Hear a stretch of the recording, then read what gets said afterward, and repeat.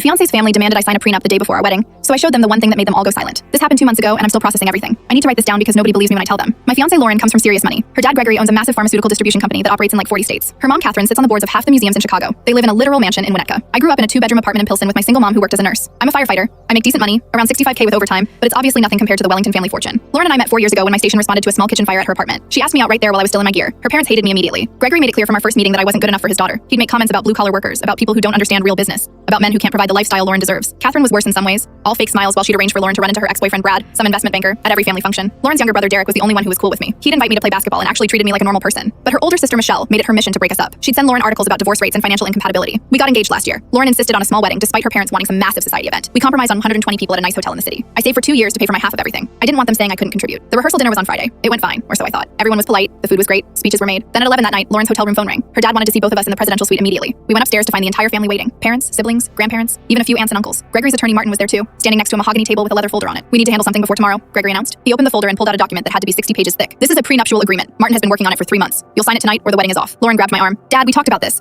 I said no prenup, and I'm telling you that's not happening, Catherine cut in. We're not going to let you throw away your future on someone who clearly has ulterior motives. Michelle nodded along. It's just protecting what's yours, Lauren. If he really loves you, he'll sign. I flipped through the document. It was brutal. I'd have no claim to anything Lauren owned or inherited. If we divorced within 15 years, I'd owe back a percentage of marital expenses. There was even a clause about me not being able to discuss the family's finances with anyone. Derek looked uncomfortable but stayed quiet. Lauren's grandmother Beatrice sat in the corner with her arms crossed, watching everything. Sign it, son, Gregory said, not unkindly. Let's just get this unpleasantness over with so we can all enjoy tomorrow. Lauren was shaking. Michael, you don't have to do this. We can leave right now. We'll elope. I don't care. I put the document down and pulled out my phone. I opened my banking app, pulled up my main account, and handed the phone to Gregory. His face went completely white. Catherine leaned over to look and actually gasped. Michelle's eyes went huge. Martin, the lawyer, adjusted his glasses and stared at the screen. What am I looking at? Gregory finally said. That's my investment portfolio and savings. Just over $3.8 million. I invented a specialized rescue tool 6 years ago. Basically an advanced hydraulic system for vehicle extrications. Sold the patent to a major equipment manufacturer. I still get royalties every quarter. The room was dead silent. You could hear the air conditioning humming. I kept working as a firefighter because I love my job, I continued. I didn't tell Lauren the exact amount because I wanted to make sure she loved me for me, not my money. I was planning to tell her on our honeymoon. I wanted to surprise her. Tell her we could buy any house she wanted, travel anywhere, start that animal rescue she's always dreamed about. I looked directly at Gregory. I don't need your daughter's money. I never did. But you looked at my job and assumed I was some broke guy trying to marry rich. You never asked about me. Never tried to actually know me. You just saw the uniform and decided I wasn't worth your time. Catherine was crying. Michelle looked like she wanted to disappear. Derek was grinning. Beatrice suddenly stood up. Gregory, you're an idiot. This young man has more integrity in his pinky than Brad ever had. Apologize to both of them right now. I picked up the prenup and handed it back to Martin. We're not signing this. Here's what's happening instead. You're all going to treat me with respect, or Lauren and I are getting married tomorrow without you there. That's the deal. Gregory looked at the phone screen again, then at Lauren, then at me. He actually looked embarrassed. I apologize to both of you. I made assumptions I shouldn't have made. Catherine nodded, wiping her eyes. I'm sorry too. We were wrong about you, Michael. Michelle muttered an apology. Martin packed up the prenup and left quietly. We got married the next day. Everyone came. Gregory's toast actually made me tear up. He talked about respecting people regardless of their profession and admitted he'd been a snob. Catherine hugged me after the ceremony and whispered that she was glad Lauren found me. Lauren and I just bought a house in Oak Park. We're also funding a scholarship for kids from lower income neighborhoods who want to go into public service careers. Her family has been completely different since that night. Gregory actually came to the station last month to see where I work and meet my crew. Best part is, Lauren told me she already knew I had money. She'd seen a bank statement that fell out of my gym bag 2 years ago but never said anything because she didn't care. That's when I knew I'd married the right person.